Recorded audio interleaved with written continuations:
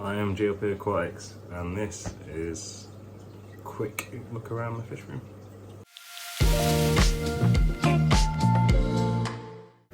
So here we have our side neck turtle, Maple. She's in a 5-foot aquarium, 500 litres on a homemade stand. This will hold about a ton and a half, so over-engineered, but I want to make sure it's safe. In here we've got Regani, Juliodachromis Regani, Regani convict, Julie convicts even, sorry. And they're currently hiding, you can see one right there. Now you've got a small group that like to hide around this island with the wood. Maple likes to go up to the top of there, she basks there, doesn't use this one, uses this one for food, and basks up here. It's quite an aquatic setup. Inside that little plant pot there are a lot of fry. New rack, not set up. There's going to be some changes on this, but that's not set up currently. Moving on to up here, we got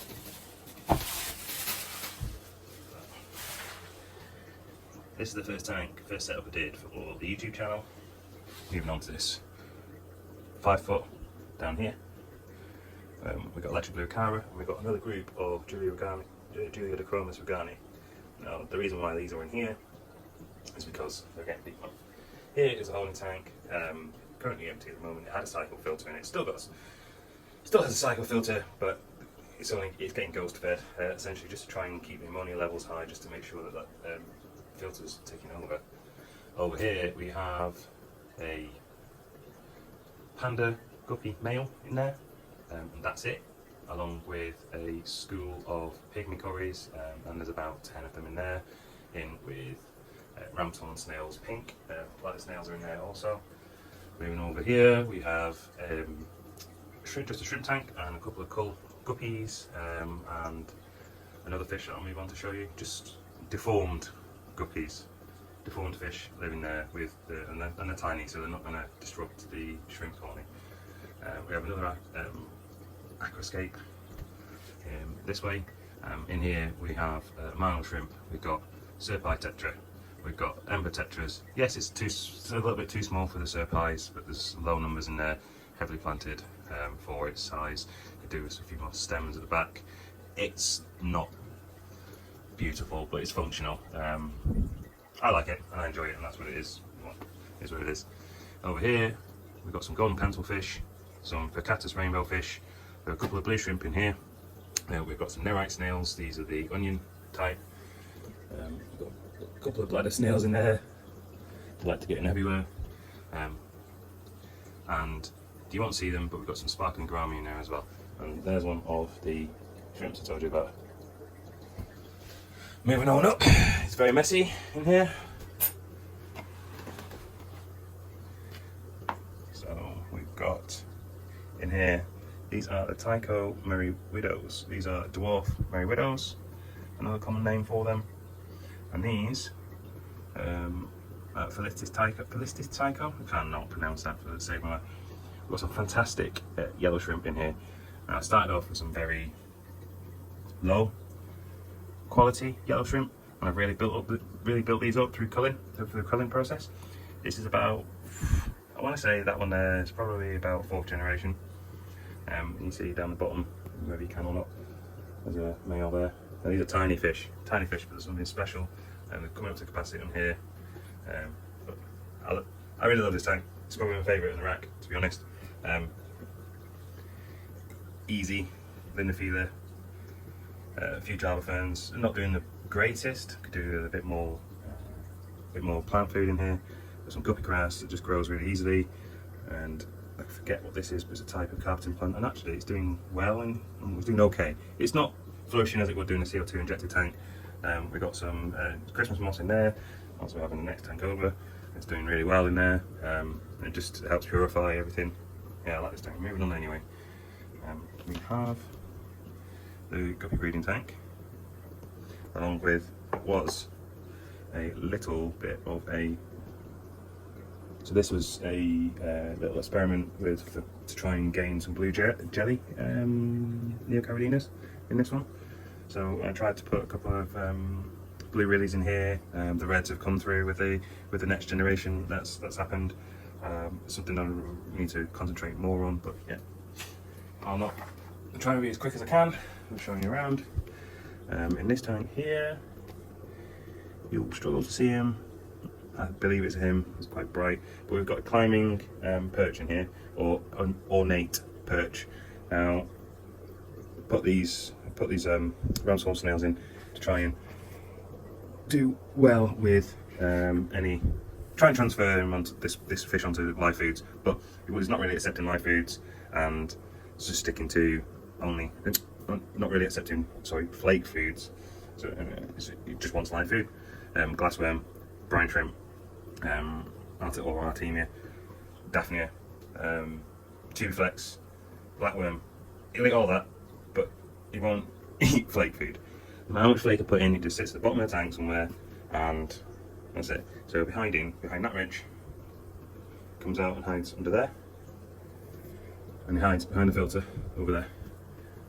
Right, I'll just try quickly to see if I just gently caress the water. Sometimes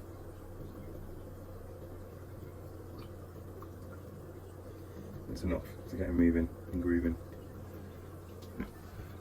Up here we have a shell dweller. They did a nice job of moving this all around, to be honest. So we've got the multis, they're there, and we have a couple of leftover Julidichromis vegani fry, and they were just left over from. That's where the ones that ended up in the tilt tank have gone to. Up here we have one lonely guppy that was put in there to try and solve a. We actually had. I forget the name. We had a parasite here. Hydra. We had Hydra in here. It was up all up in the glass. It's a little Hydra. You look down the sides of the tanks if you got them orientated like this, and it was just littered all the way down there and all the way up here. It looked like air bubbles, a little bit like this, but this isn't Hydra. But it looked like dirt on the inside, and obviously I need to clean the glass. It's horrific. But in here, this is the cool shrimp tank, and so this is where I put all the ones that didn't meet the grades in the yellows, the blues, which is in here, and the reds, all the red lilies, and didn't meet the grade for the blue lily project. This is what we've got up here, and next to it we have our blue tank, so blue shrimp in here. Now these did have a slight issue with them.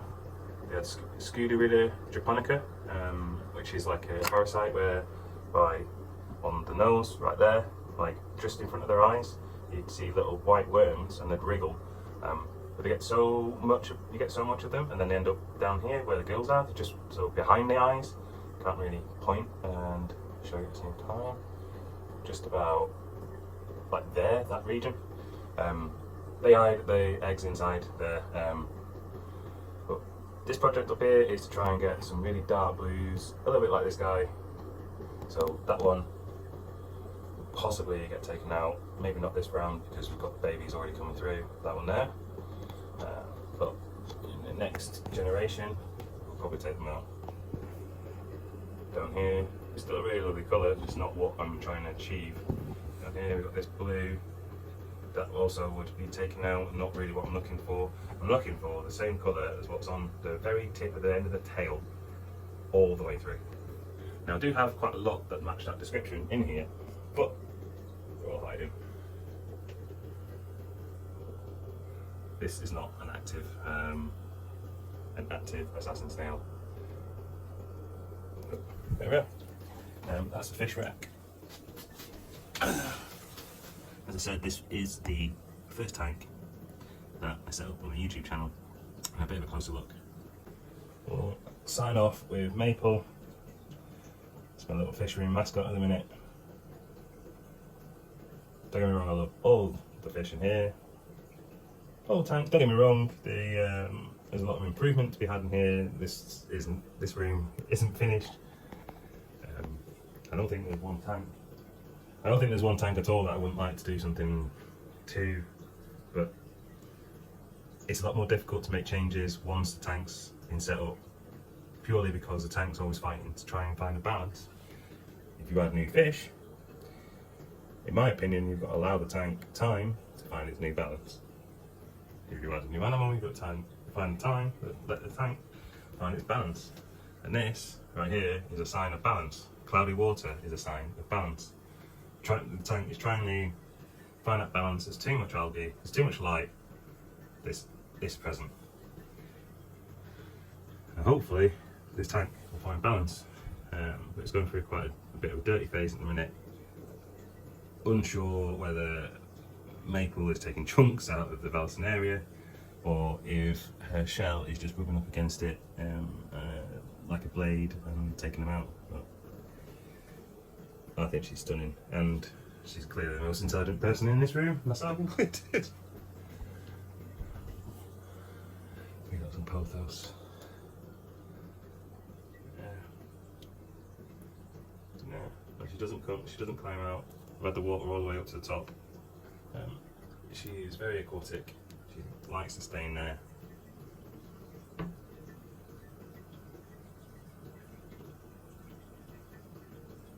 And she's made this a little hive. That was not the intention at all. Catch you in the next one.